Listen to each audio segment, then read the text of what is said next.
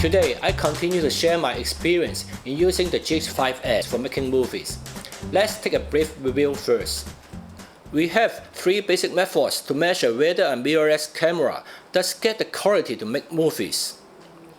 The first is the imaging method. The second is the dynamic range. And the third is the accuracy of color reproduction.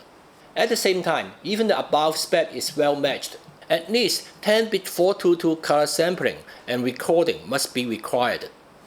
At that time, there are 2 cameras in my mind. One is the BMPCC 4K, which can shoot RAW, and the other is the GH5s, which can achieve 10-bit 422 color sampling and internal recording. Which one should I choose? And having a preliminary idea, it's best to do a test. The interesting thing here is, at that time I didn't have the GH5s, but my friend has a BMPCC 4K, so I borrowed from him and did a test with the GH4. Yes, not a GH5s, but a GH4. I've owned a GH4 for a long time. I've used it for several web movies and TVCs, so I know it very well. And since I've read many reports of the GH5s, I believe that with the similar DNA, the GH5s should only be better than the GH4. So I'm not in a hurry to see the effects of GH5s. So I compared the BMPCC 4K to the GH4 and under comparison to see the performance of the Blackmagic camera. My way of testing is that I won't use the default setting or outcome to make a final decision. Because in actual filming, I think few people will just use the default settings or the outcomes. So I will adjust the camera to the effects I want.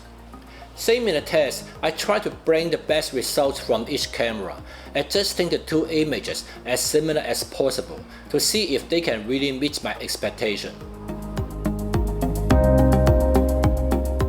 Since I'm already very familiar with the GH4, its performance is well expected.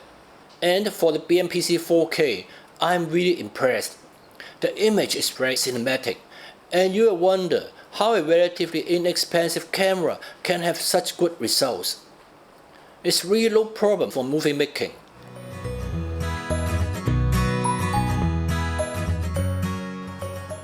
I also found 2 characteristics of the Blackmagic camera. The first is the skin tone appears to have a higher contrast. Not only is more contrast than the GH4, but also a little higher than the reality.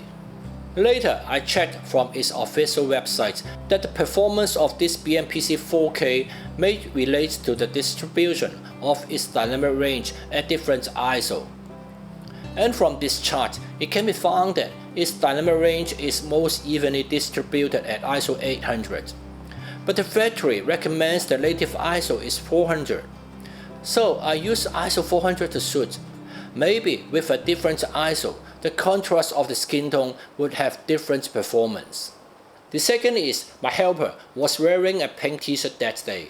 When I look at the test results, I found that the color saturation of the t-shirt was a bit lower compared to the GH4. That was not an overall less saturated. The case was when the exposure and saturation overall were correct, the color in pink and orange looked less saturated. Again, it is not only less than the GH4, but also less than the reality.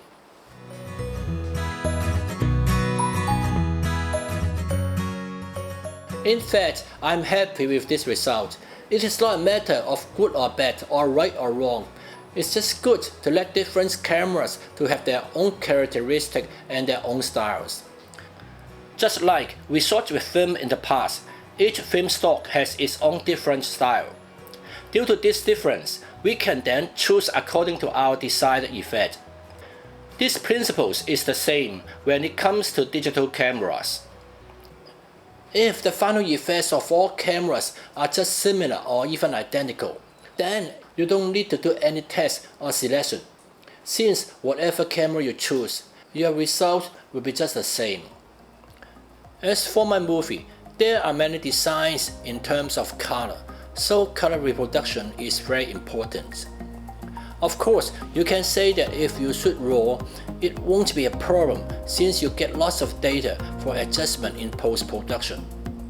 But this requires additional processes. and in addition, there's no reference to compare with the original color, so I prefer to choose the GH5s.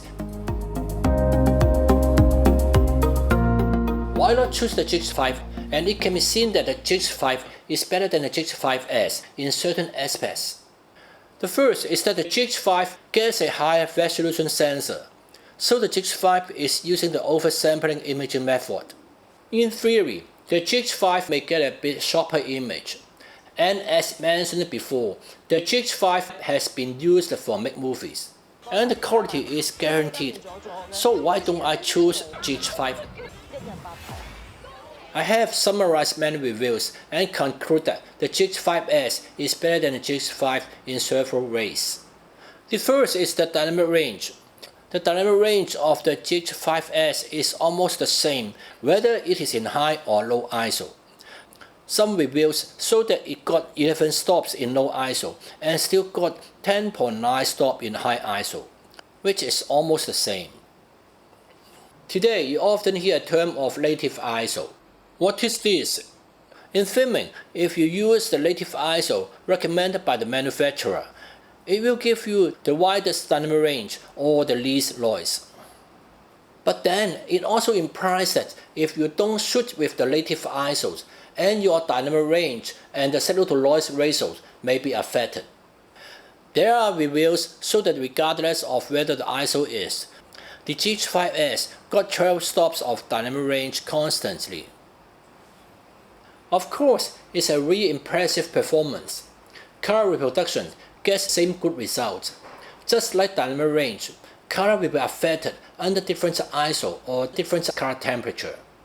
But many tests have pointed out that the GH5s gets very few color errors under any circumstances. It is definitely better than the GH5.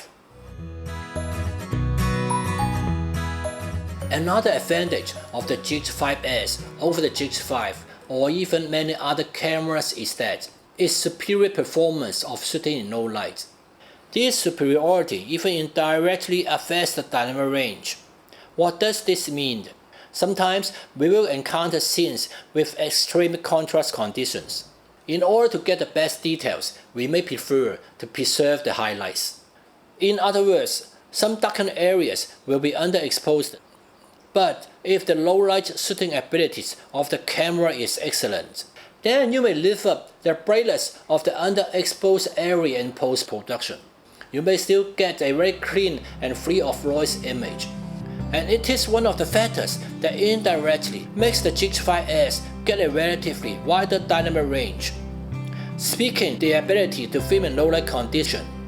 Of course, as mentioned earlier, you may have a lot of lighting equipment to help. But there are still some filming locations that you can't have fully control. Our main filming location in Hong Kong was Tai O, while overseas filming was conducted in Malaysia.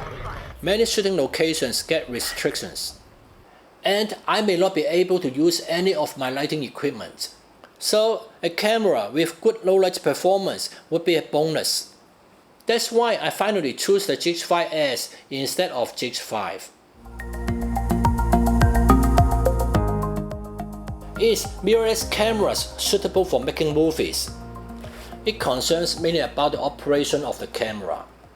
One feature of the movie camera is that you can change any setting easily, quickly, and accurately regardless of the situation.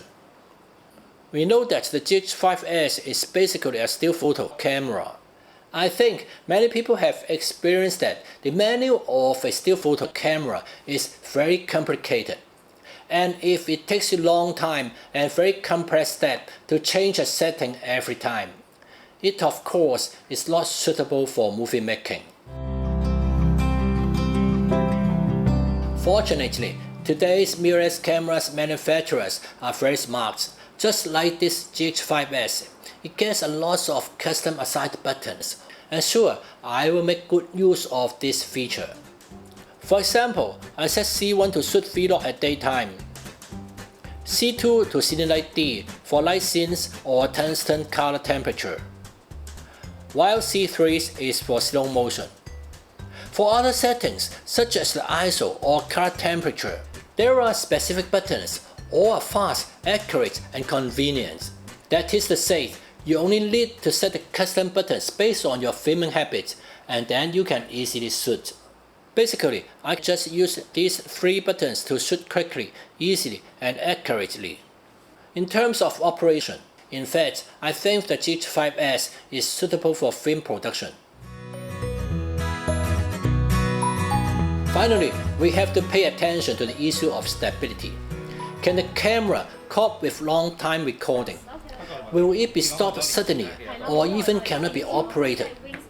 As mentioned earlier, if a camera got an oversampling imaging method, the camera itself may easily get overheated and eventually stopped. It is why the body of the Lumix S1H is so big and full of air outlets for heat dissipate. And because the GH5s is using the pixel-to-pixel imaging method, so there's no such problem. Another thing is power consumption. Many people get such experience that the batteries of your cameras are okay for still photos. Despite the small size of the GH5s, the original batteries can be used for 2 to 2.5 hours, and the third-party products can be run for 2 hours. In a day's filming, I usually only need to change the batteries 4 to 5 times. These situations for me is acceptable. Another advantage of using mirrorless cameras is its compact size. In fact, the latest trend shows that production teams prefer to use a smaller camera. Because with a smaller camera, your auxiliary equipment can also be compact and light. Then you can use a handheld stabilizer, use a light-range tripod, and because of the use of a smaller camera, the shooting location seems to be relatively bigger. The GH5s gets another 2 good functions. First, it gets a waveform monitor. The waveform monitor is very important for accurate exposure, especially in the era of digital cinematography. It is far more better and accurate than histogram. Secondly, when shooting in vlog, it can be viewed in normal color and contrast, which is really helpful for shooting. Of course, the GH5s is not flawless. People always criticize for its autofocus problem of video filming. So, if you want a fast, accurate, and smooth autofocus when shooting moving pictures, the GH5s may not be a good choice. But for movies, I don't think it will be changed in a short period of time to use autofocus lenses. Up to this moment, we are still using manual focus lenses. Even if I use BMPCC 4K or the ARIA laser, I will also use manual focus lenses, so this is not a problem for me. Like I said at the very beginning, using mirrorless camera to shoot movies is not anything special. But I also don't think it is a shame, because I do always want to try different cameras to shoot movies. Actually, if there is any cameras that can meet the standards I said before, I'm eager to try them to shoot movies.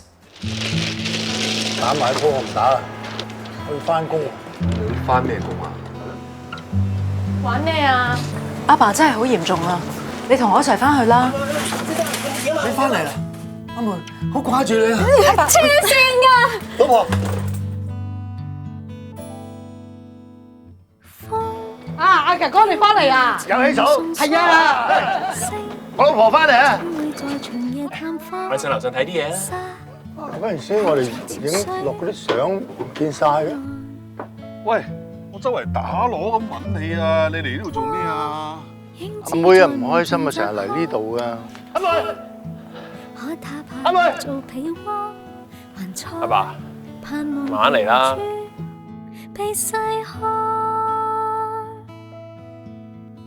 真係唔係兩句㗎，我10幾年啦。做男人錯咗要食。阿妹，你去邊啊？你做乜唔留住佢啫？你走咗就唔會翻嚟㗎啦。夜啦，瞓啦。等埋阿妹先啦。咁我陪你。寫早餐未啊？我煮俾你食啊。係啊。我老婆點啊？我有好多嘢。10幾年前我見你喺度喊，10幾年後你又喺度。失憶大晒啊！阿媽已經死咗10年㗎啦。乜你以為一隻蛋一塊麵包就可以當乜事都冇發生過？你記唔記得當日你嘅細女攬住你隻腳啊？咁係你唔好走，唔好走。你有冇聽到啊？有冇聽我講一次啊？我怕我好快會唔記得。